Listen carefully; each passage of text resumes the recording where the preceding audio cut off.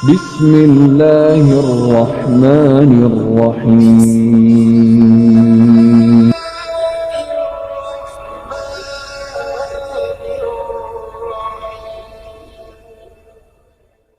Terjemahannya, jika kaum mukminin sudah bebas dari neraka.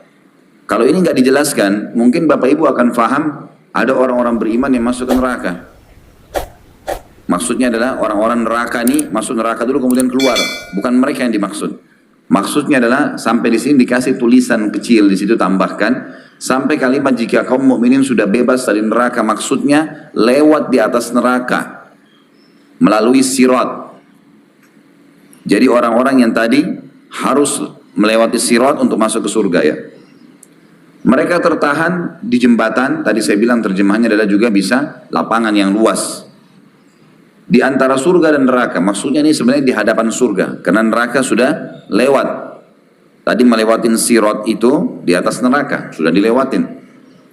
Lalu mereka saling menuntut hak yang pernah dizalimi yang berlangsung di antara mereka di dunia. Maksudnya mereka saling membersihkan hati. Makna daripada menuntut sini bukan lagi ngambil-ngambilan pahala, bukan. Tetapi sudah pembersihan hati. Karena sudah akan masuk ke surga dan semua sudah lolos. Semuanya saya kasih contoh tadi si A sama si B. Hingga mereka telah dibersihkan. Maka diizinkan kepada mereka memasuki surga. Pada saat itu, udah bersih hati mereka, udah masuk dalam surga. Ya. Demi zat yang jiwa Muhammad di tangannya, sallallahu alaihi wasallam, sungguh seseorang dari kalian nanti kalau masuk surga lebih tahu tempat tinggalnya di surga daripada tempat tinggalnya di dunia. Bapak Ibu sekarang bagaimana hafal alamat rumahnya?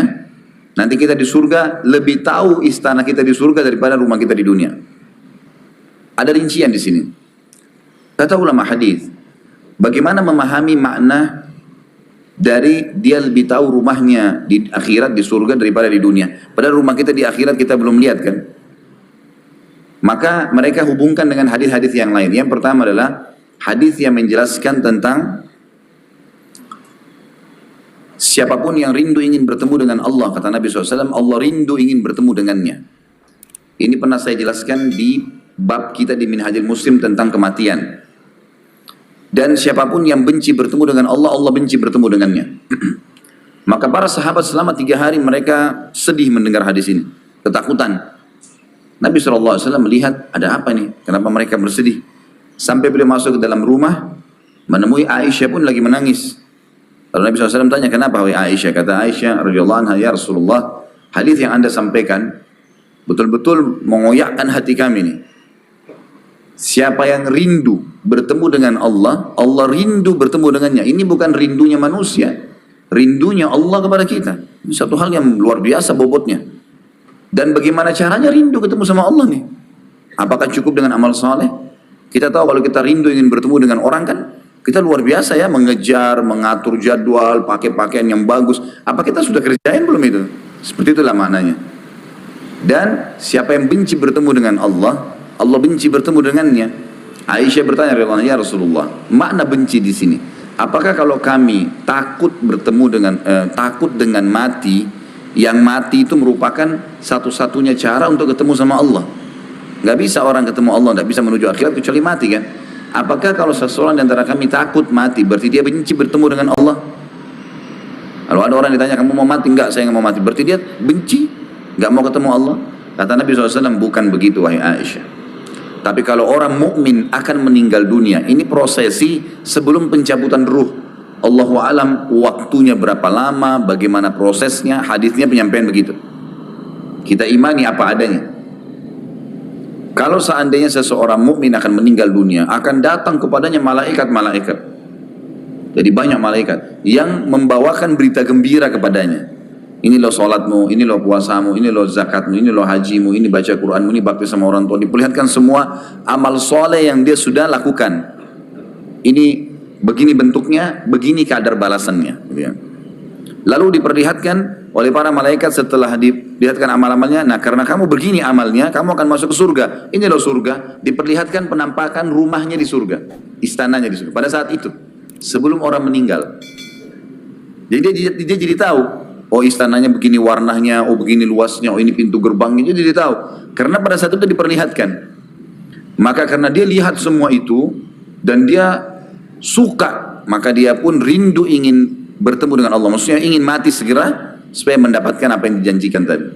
Sebaliknya, orang kafir atau fasik diperlihatkan, akan datang malaikat kepadanya dan diperlihatkan semua dosa-dosanya. Ini zina kamu, ini dusta kamu, ini A, B, C, D, dilihatkan semua. Karena kau lakukan ini, kau akan masukkan neraka. Diperlihatkan neraka. Ini loh neraka. Dia lihat semuanya, siksa tempatnya nanti dia, bagaimana siksaannya, jenis-jenisnya, alat-alat yang digunakan, segala macam yang menakutkan. Maka dia pun takut, dia benci bertemu dengan Allah. Maka Allah pun benci bertemu dengannya. Makna daripada hadis ini kata ulama adalah dihubungkan dengan bahasan kita. Pada saat itu seseorang mukmin diperlihatkan surganya. Dan ini sebab faktor utama kenapa dia pada saat masuk surga udah langsung tahu. Penyebab yang kedua, faktor yang kedua adalah sambutan para malaikat. Ada hadis nanti kita akan pelajari dalam masalah surga. Kata Nabi SAW, demi Allah, seseorang di antara kalian, atau demi zat yang jiwa Muhammad dalam genggamannya, seseorang di antara kalian akan memiliki 10.000 pelayan di istananya. 10.000 pelayan ini dari bidadari, bidadara, malaikat, semuanya berkumpul dan dia tahu, dia lihat. Nah, 10.000 orang ini bukan jumlah yang sedikit, jumlahnya banyak sekali. Dan itu menandakan sebuah istana yang sangat besar. Seseorang kalau masuk ke dalam surga, maka akan terpandu oleh dayang-dayangnya ini yang menyambut dia. Nanti akan ada malaikat yang menyambut, salamun alaikum bima sabartum, selalu kalimat itu. Keselamatan buat kalian karena berkat kesabaran kalian, selalu disambut gitu ya. Maka terpandulah dia ke istananya karena semua dayang-dayangnya akan menyambut dia. Ini makna yang lain kenapa dia, atau faktor yang kedua, penyebab kedua kenapa dia lebih tahu rumahnya di surga daripada rumahnya di dunia. Karena terlalu banyak dan semua memang mengetahui.